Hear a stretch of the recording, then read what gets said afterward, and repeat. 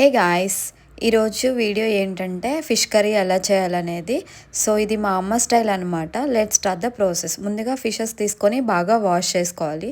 ఆ తర్వాత turmeric and salt add చేసి బాగా వాష్ చేయాలి. ఇక్కడ వచ్చేసి నేను onion and ginger and garlic ఇవన్నీ కూడా చిన్న చిన్న పీసెస్గా కట్ చేసుకొని గ్రైండ్ చేసుకున్న తర్వాత ఆ పేస్ట్ని ఫిషెస్లోకి మిక్స్ చేసుకోవాలి. చేపల పులుసులో అడ్డవేరే మసాలాలు ఏదంటే ఏనవే నువ్వు చక్కగా అల్లం ఎల్లుల్లి జీలకర్ర ధనియాలు బాగా నూరేస్తే చేప నీ శ్వాసన రాదు. ఏం పిల్లవు నువ్వు. ఇదిగా జింజర్ పేస్ట్ యాడ్ చేసిన తర్వాత సాల్ట్ యాడ్ చేసుకోవాలి. ఆఫ్టర్ దట్ కొంచెం turmeric, then chilli powder add చేసుకోవాలి. నేనైతే 4 స్పూన్స్ యాడ్ చేశాను, ఎందుకంటే చింతపండు నానబెట్టిన వాటర్ పోస్తాను కాబట్టి. సో మీకు స్పైసీ లెవెల్స్ ఎక్కువ కావాలంటే 4 లేదా అంటే 3 స్పూన్స్ యాడ్ చేసుకోండి.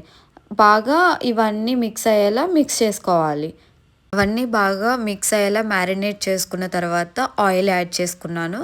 ఆయిల్ యాడ్ చేసిన తర్వాత అది కూడా మంచిగా మిక్స్ అయ్యేలా బాగా మిక్స్ చేసుకోవాలి. రసాన్ని ఇప్పుడు యాడ్ చేసుకోవాలి. ఇదిగా చింతపండు పులుసు అంటే అక్కడే ఉంది. ఓయ్, ముందే ముక్కలతో పాటు మగ్గెత్తేనే పులుసు రుచి ఉంటుంది.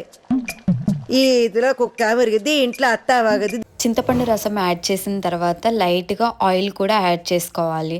ఆ తర్వాత మనం కుక్ చేసుకోవడమే. టిల్ 20 మినిట్స్ వరకు మనం కుక్ చేస్తూనే ఉండాలి. ఆ తర్వాత మన ఫిష్ కర్రీ అనేది రెడీ అయిపోతుంది. నా ఫిష్ కర్రీ మీకు నచ్చినట్లయితే please subscribe and do follow Lakshmi life style.